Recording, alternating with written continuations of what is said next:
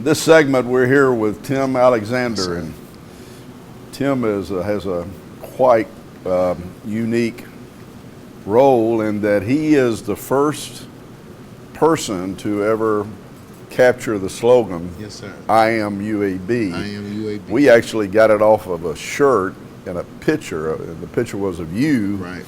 in a rally to bring back football. Yes, sir. So Yes, sir. give us a little bit of the IamUAB evolution. Well, the IamUAB evolution, it came from some of my great friends, with myself, Christy, and CC. We were sitting around one day when they ended the program, and we said, we got to do something. And we know everyone loves T-shirts, so we drew a T-shirt on the board, and we said, we're going to call it I Am UAB Football, Bowling, and Rifle. We know that football, bowling, and rifle was taken away, so we wanted to fill that gap and say, you know what, even though it's taken away, we still will honor UAB Football, Bowling, and Rifle because that's who we are. And that's how the phrase came, I am UAB, and it's been a great trend. Did you sell a lot of those T-shirts? The first day we got the box, I never forget, Cece called me and said, our shirts are ready. We got up to school, and there was a line of people waiting on these shirts. They was wearing them everywhere. Yeah. It was a guy that came by that had on Alabama scrubs, and he stopped and he said, can we have a shirt? And we said, if you take your scrubs off. He took them off on the sidewalk and put this shirt on and went to work. And it was a great day to be a Blazer. All right, I want you to tell me how you interfaced at that down time as it was. What was your interface with Coach Clark? Well, my interface with Coach Clark, you know, I've always, when Coach Clark first came to UAB, I was nervous that he was going to not let me be on the team. So I went to the senior class and said, guys, I don't want to lead this team because, you know, you're my brother, so I want you all to talk to Coach Clark. And the seniors went and had a meeting with Coach Clark on my behalf, and Coach Clark said, Tim is my guy. And so I talked with Coach Clark, and we got to know each other, and I was always talking to him about letting me speak to the team because I was a motivational player. And when the program ended, I never forget when the program ended, I left out of the team room. I walked right into Coach Clark's office, and I looked him into his eyes, and I said, Coach, I'm going to fight to bring your job back, this staff back, get us a stadium and you a contract and everything. And lo and behold, 6 months later, we did it, and that's how it evolved. Folks, you were looking at a student activist. You know, the American Revolution started in a pub in Boston called the Green Dragon Pub. So if y'all started a Green Dragon movement that created a revolution, Correct. really, on this campus and in this community, that is the reason we're sitting here today. Yes, sir. Now, you talked about your role with those seniors. Yes, sir. Describe what your role is with Coach Clark and this football team. So right now, right now, I'm wearing, as Coach calls it, 3 big hats here for the program. I'm character development, career placement, and community development. And character development is just bringing these guys in, letting them know that we know what your passion is. We know your passion is football that brought you here. Now we have to figure out your purpose. And once you can figure out your passion and marry that to your purpose, then that's when you become a great athlete. We give the phrase on, you know, Bo Jackson said that when he was playing football, that was his hobby. He was just out there playing. That wasn't his work. I was coaching him. That's what it was. Okay. So just letting these guys know, you know, this is your hobby. You know, your gift is something that takes a little bit of effort to do. I don't have to teach a quarterback how to go out there and throw a ball, but I do have to teach him about time management, understanding wearing the student athlete title. And that's what it is that we do, and that falls into, you know, career placement, saying, you know, what's going to happen at UAB, you're going to graduate and we're going to have you a job. And they're talking about, well, I won't need a job if I make it to the NFL, but you won't be in the NFL the rest of your life. You have to come out. And once you come out of the NFL, then what will you do to be a great leader in this world? And the next one is community development. You know, we built an awesome relationship with Children's Hospital. The guys have been excited, been texting and emailing me saying, when can we get out into the community? Because we understand this, when the community sees the football players, and not just football players, student athletes that has just fell in love with their city, then the city will again fall in love with UAB athletics, fall in love with UAB football. And that's just what we're doing now. We're teaching the guys how to balance a checkbook, how to do resumes. We got some habitude message, the ICE message, image, connect, and experience, saying that we have an image for you. You want to get to the NFL. Now we want to connect you with learning how to be a pro. Learning how to be a pro, if it's learning your plays, learning your schoolwork, now experience, because your experience is the only great thing in life. You know, Albert Einstein talked about the best research in life is life experience. And that's what it is that we focus on.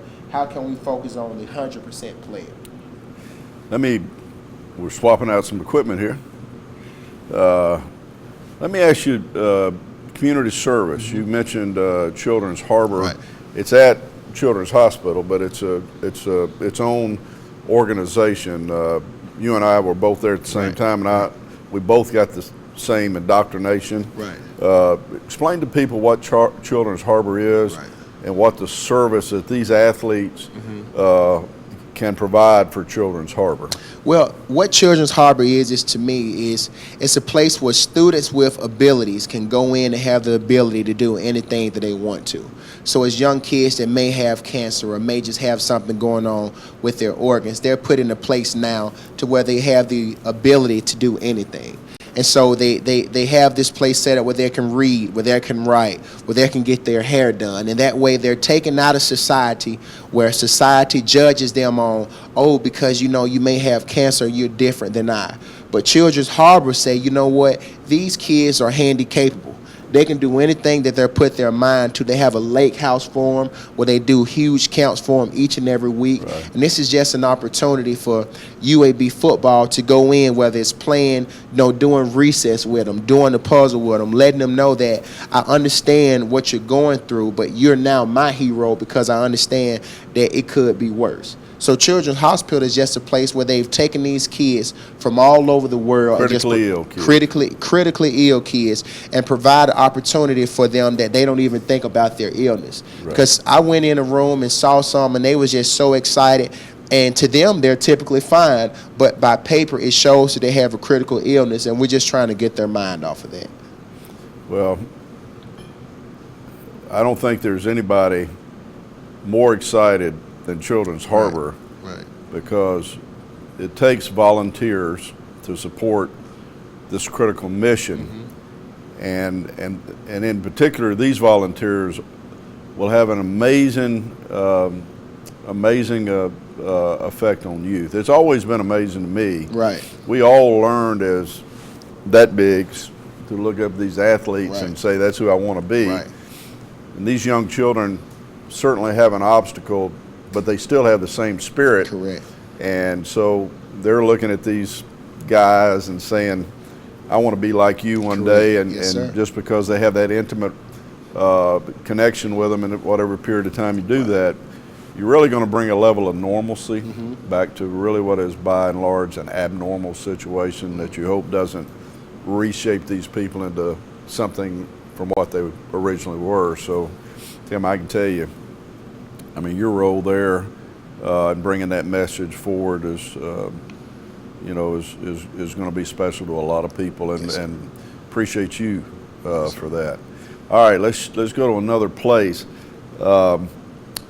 This is recruiting day. This is Right. signing day. Right. Every parent, Right. well, let's put it this way. In that living room, it's about mama. It's about mama. It's about mama, It's and about how are mama. you, what are you going to do once we take this little baby out of this cocoon we build here, and we turn him loose to the real world, and you're involved in answering that mama's concern. So Correct. what is your role on in the recruiting process? Right. Because you got a big one. Right, I do, and it's a great opportunity, and it's so funny because, you know, out of all these recruits, I can say that I never once talked to them about sports. I talked to them about academics. I talked to them about the opportunity that they have at UAB, because I know their parents, their guardian wants to know that. And I know one of the parents' mom, she said, tell me about the academics here. Tell me about what is it that you've learned. And I just go in talking to them about letting them know that they are a great place. How UAB is 147 ranked out of 500 schools. How Forbes magazine ranked us. How UAB Hospital is the #1 employee in the state. how just we have the economic development and how our academics, our curriculum just achieves all expectations. So a lot of these guys want to go and be biomedical engineer. We have a top facility on campus. You know, we got guys that want to do communications, letting them know that our communication program is 5th in the nation, you know. So just letting them know about how I was able to get 3 degrees from here and just apply it to everything I learned, giving them opportunity. And the next thing parents want to know is, you know, Coach, how will you make sure my son is going to be taken care of? And letting them know that, hey, we're getting ready to put on our first annual job fair. That is not going to be outside sources. It's going to be every person that has played on this football team that's going to come in and host the job fair. Letting them know, hey, I'm a doctor, I'm a police officer, I'm a brain surgeon, I do biomedical engineering, I do chemical engineering. Just letting them know that although that they're coming to play, yes, we want them to be a great player, but we want them to play in the classroom. Yep. We talk to the parents about how coaches checking classes. You know, it's kind of funny when you see Coach Clark go up to a class and see the offensive coordinator or the defensive coordinator. It's just not GAs and analysts checking classes. It's we're all in. And that's what Coach talks about. We're all in. And that's what makes our signing class today one of the greatest signing classes in history, because everyone is bought in. And it takes it back to, you know, we was talking about, you know, curriculum and just saying, well, what is it that we can do? Letting them know that ma'am or sir or guardian, their resume starts now. You know, all these guys now, we have a guy on the team now who wants to do marine biology, and he's already getting connections with the zoo to go and do big things. So, of course, we're going to focus on them because they're here to play, but they're also here to play and to play in their life as well. So, right. Here's a big word. And you've already been all around it, but Coach Clark uses it all the time, and it is the thing when a young man is sitting in a family, mm-hmm. you become his extended family, and all the things you've talked about are what families think, right. and so the word family becomes very big, in this world. Right. Give me some examples of maybe some other ways that you create the concept of family other than maybe what you've already talked about. So one thing is what Coach Clark is big on is you got to know your guy. You have to know your team. And he talks about family. He uses the word family. But one thing about it, we just don't break it down on family. So we had a lot of guys on our team that just went through things with their family, things with their loved one. So family comes in saying, making sure that everyone on the team knows. You know, knows the highs, knows the lows, just know who you have around you. Understanding that you have the lift as we climb method, lift your teammates up. Like today in Character Ed, we talked about being our brother's keeper, how we're in here together. You know, we gave them the scenario of saying we have about 80 guys on the team right now. That's family. You know, we're together. We're here together each and every day. How would you feel if it was other guys on school wearing UAB football workout gear that you've never seen? So understanding that you got to protect the brand and the family, and understanding that now you're away from mom, you're away from dad, you're away from your guardian. So all we have is each other. So we have to make sure that we're doing right by each other to protect our brand. So, you know, we let the guys know, if you need one of us, give us a call. If you need a ride, give us a call. If you want to, you know, if you go anywhere, you know, give us a call, because we're here from you. And we make sure we hold them accountable. If a player was to call right now, I would excuse myself and answer the phone, because that's family. Because we had to set the accountability high, saying they're not here. You know, we have a big number here, but we do our best. And actually, it's not even our best. We find a way to make sure every person on this team know how important they are to be a part of the family, because we don't just throw the word family around. There we go. IamUAB, yes, one sir. of the concept developers, sitting right here. Tim, we appreciate you, man. Thank you so much. And it is family. It is IamUAB.com.